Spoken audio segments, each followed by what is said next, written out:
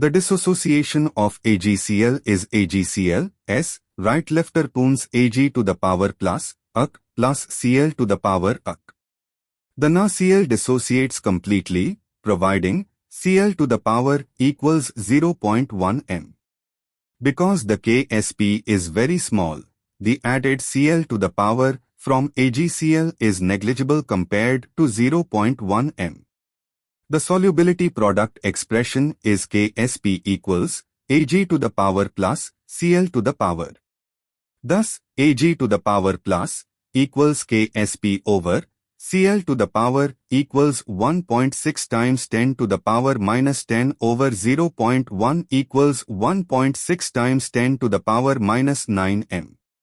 So, x equals 1.6. The answer is 1.6.